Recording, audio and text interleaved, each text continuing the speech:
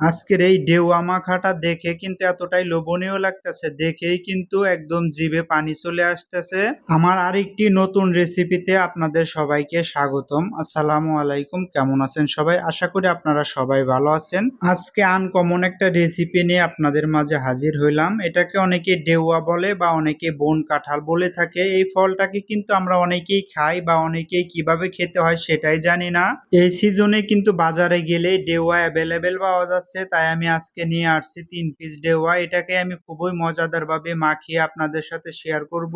ভিডিওটা শুরু করার আগে আপনাদের কাছে আমার ছোট্ট একটা রিকোয়েস্ট, ইউটিউব থেকে যদি আমাদের ভিডিও দেখে থাকেন অবশ্যই আমাদের চ্যানেলটা সাবস্ক্রাইব করে দিবেন, আর টিকটক ফেসবুক থেকে যদি দেখে থাকেন অবশ্যই আমাদের পেজটা ফলো দিয়ে রাখবেন। চলুন কথা না বাড়িয়ে ভিডিওটি শুরু করি। আমি এই ঢেউয়া মাখা রেসিপি করার জন্য 3 পিস ঢেউয়া নিয়েছি। এই ফলের উপরে যে খোসা থাকে সেই খোসাটাকে কিন্তু আমি হাত দিয়ে সুন্দরভাবে ছাড়িয়ে নিয়েছি। আর ভিতরে কিন্তু দেখতে কাঁঠালের মতোই, কাঁঠালের রোয়াগুলো একটু বড় থাকে আর এই ঢেউয়া ফলের রোয়াগুলো একটু ছোট থাকে। আমি 3টা ঢেউয়াই কিন্তু সুন্দরভাবে ছাড়িয়ে নিয়েছি। দেখতে একদমই কাঁঠালের মতোই লাগতেছে। এটাকে আমি এখন মাখিয়ে নেব, আপনারা অবশ্যই মনোযোগ সহকারে দেখবেন। শুকনা মরিচ ভেজে আমি গুঁড়া করে নিয়েছি, 1 চামচ দিয়ে দিলাম। এরপরে আমি দিয়ে দিব 1 চামচ লবণ। ঝাল লবণ আপনারা আপনাদের মুখের স্বাদ অনুযায়ী দিয়ে দিবেন। আমি বিট লবণ দিয়ে দিলাম কিছুটা, এরপরে দিয়ে দিলাম কিছুটা কালো গোলমরিচের গুঁড়া, আর 1 চামচ চিনি দিয়ে দিয়েছি যেহেতু এটা অনেকটাই টক। এরপরে আমি এখানে খাঁটি সরিষার তেল ব্যবহার করতেছি। অবশ্যই আপনারা সরিষার তেলটা ব্যবহার করবেন, তাহলে কিন্তু এটা আরো অনেক মজা হবে।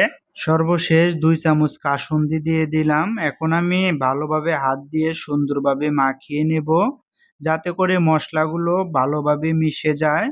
আর এটা মাখানো যত ভালো হবে খেতেও কিন্তু ততটাই মজা হবে।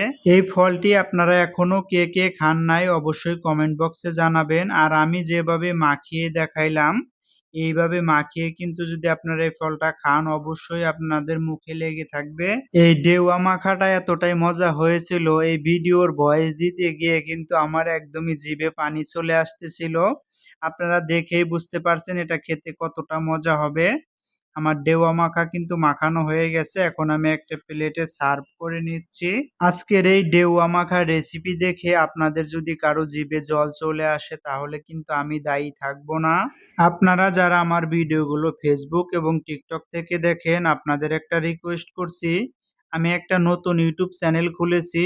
ইউটিউব চ্যানেলের নাম হচ্ছে ব্যাচেলর রান্নাঘর। ইউটিউব চ্যানেলের লিঙ্কটা আমি আজকের এই ভিডিওর ডেসক্রিপশনে দিয়ে রাখবো, অবশ্যই আপনারা একটু ভিজিট করে আসবেন।